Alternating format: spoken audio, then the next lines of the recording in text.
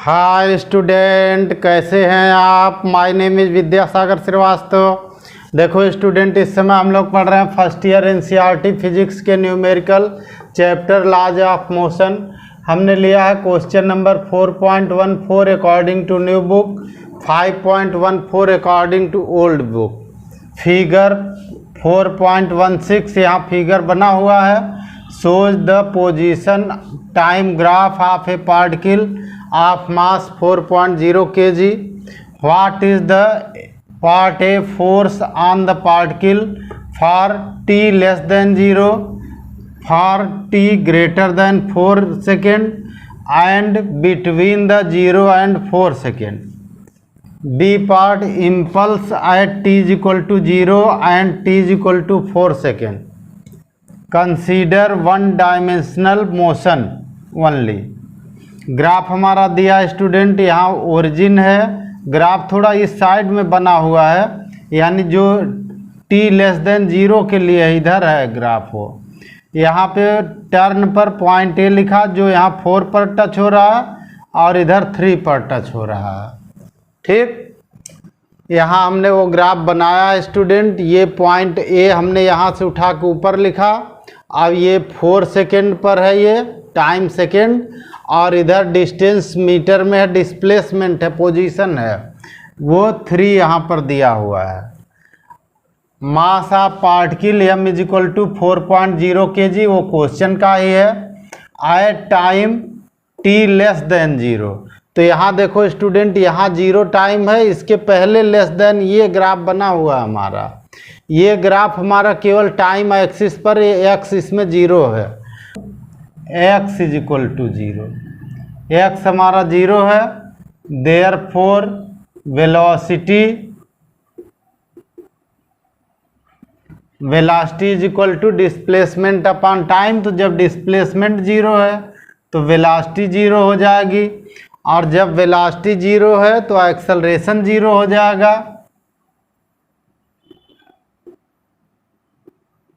Acceleration a is equal to 0, और force हमारा जो होता है, force F is equal to ma होता है, force F is equal to ma। और हमारा जब a 0 हो गया तो यहाँ निकल आया F इज इक्वल टू 0 हो गया। ठीक, यानी जब हमारा टाइम 0 से पहले का है उसमें कोई फोर्स यहाँ अप्लाई नहीं है। ठीक, at time t greater than 4।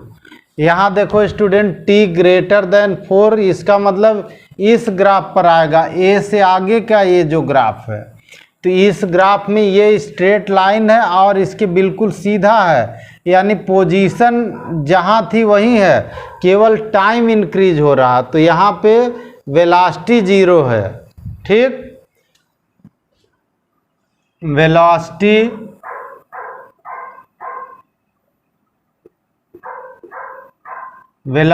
v is equal to 0। जब वेलोसिटी 0 हुई तो एक्सेलरेशन 0 होगा और फोर्स 0 होगा। Then a is equal to 0 and f is equal to 0।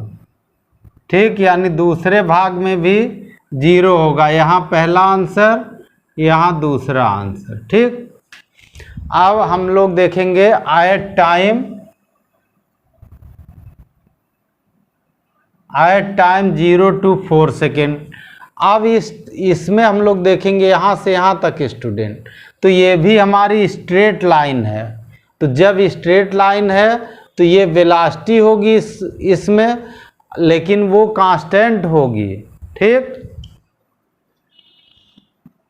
Velocity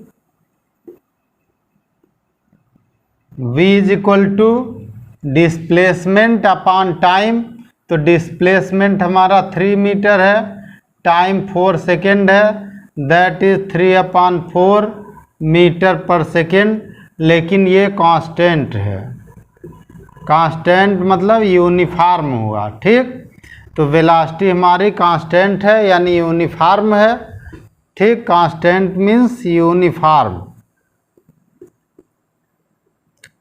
तो जब हमारी वेलोसिटी कांस्टेंट है स्टूडेंट, तो एक्सेलरेशन कितना होगा? 0। तो therefore a means acceleration, acceleration is equal to 0 and f कितना हो जाएगा? एफ भी 0 हो जाएगा। जैसे यहाँ पे एफ 0 आ गया क्योंकि एक्सेलरेशन 0 था, तो एफ भी इसमें 0 हो जाएगा। ठीक, और ये आंसर हो जाएगा।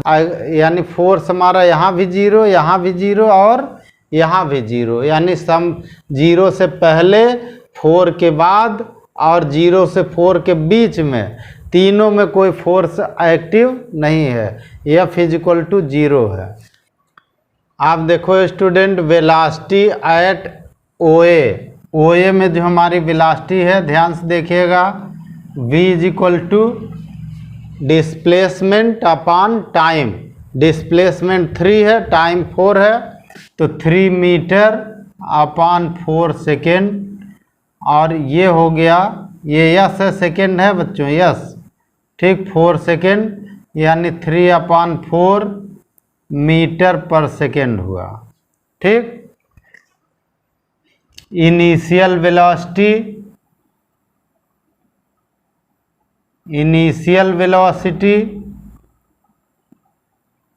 अब हमारी इनिशियल वेलोसिटी तो origin, at origin,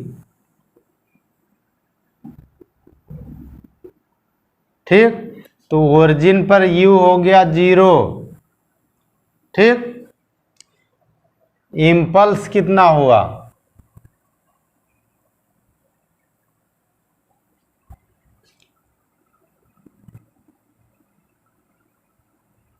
impulse at t is equal to 0। ठीक, तो जो इम्पल्स होगा वो 0 के बाद सीधा ग्राफ हो गया, तो यानी 0 पर ही आगे बढ़ गया है। तो ये वेलोसिटी तुरंत 0 से जैसे ही बढ़ता है आगे, वो 0 से ही स्टार्ट हो जाती है, वेलोसिटी यही आती है। तो इम्पल्स होता है हमारा चेंज इन मोमेंटम। तो impulse I is equal to हुआ mv minus mu is equal to, m हमारा 4.0, v है 3/4 माइनस 4.0 इंटू 0। ठीक, ये दोनों हो गया कैंसिल, इधर I आ गया 4 से 4 कैंसिल हो गया, ये आ गया 3.0। इम्पल्स का यूनिट होता है न्यूटन इंटू सेकेंड। ठीक, at just before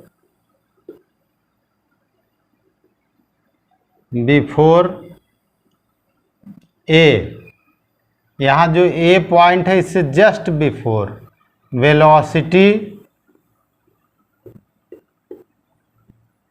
v is equal to हमारा आ रही है 3/4 मीटर पर सेकेंड। ठीक, एट ए वेलोसिटी, ठीक, ए पर तो वेलोसिटी हमारी कौन होगी?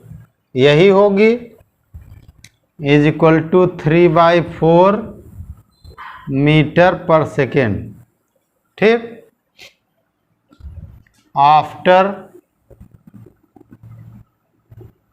ए, यानी ए के बाद इधर कितनी वेलोसिटी हुई? वेलोसिटी, ठीक, v डैश इधर है और ये है 0। ठीक, impulse eight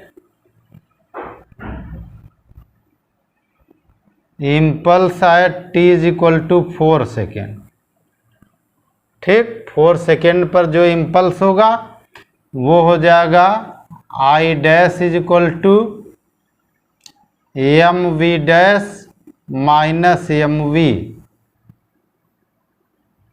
mv dash minus mv।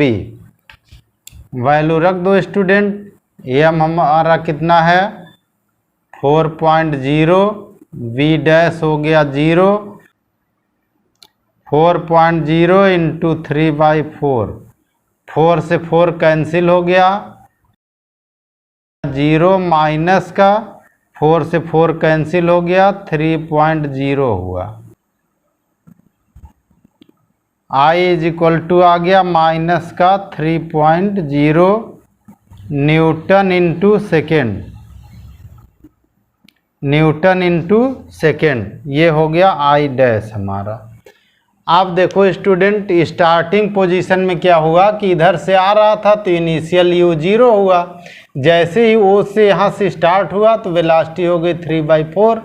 तो जो इम्पल्स होता है वो चेंज इन मोमेंटम होता है, तो I हमारा t इज इक्वल टू 0 पर हुआ mv माइनस mu, वैल्यू रख के कैलकुलेट कर लेंगे, 3.0 न्यूटन सेकेंड हो गया। आप देखो स्टूडेंट, जैसे A पर पहुंचा है, इससे जस्ट बिफोर वेलोसिटी यही थी, तो A तक पहुंचने की वेलोसिटी वही है, तो velocity at A 3/4 metre per second हुआ, जो वेलोसिटी यहाँ थी। ठीक, लेकिन इसके बाद ये ग्राफ सीधा स्ट्रेट लाइन हो गया, यानी पोजीशन में अब कोई चेंजिंग नहीं हो रही, तो वेलोसिटी हो गई 0। तो जब वेलोसिटी 0 हो गई तो t is equal to 4 second पर यहाँ पे जो इम्पल्स होगा वो चेंज इन मोमेंटम होगा। तो यहाँ इम्पल्स बाद का जो मोमेंटम है माइनस पहले का मोमेंटम, तो बाद में इधर वेलोसिटी 0 हुई तो बाद का momentum mass into velocity minus पहले का मास इंटू वेलोसिटी, तो ये माइनस में आ गया, तो I dash is equal to minus 3.0 newton second. Okay student, आप हमारा चैनल देखते रहिए, लाइक और सब्सक्राइब करते रहिए और अपना ज्ञान बढ़ाते रहिए। Good day students.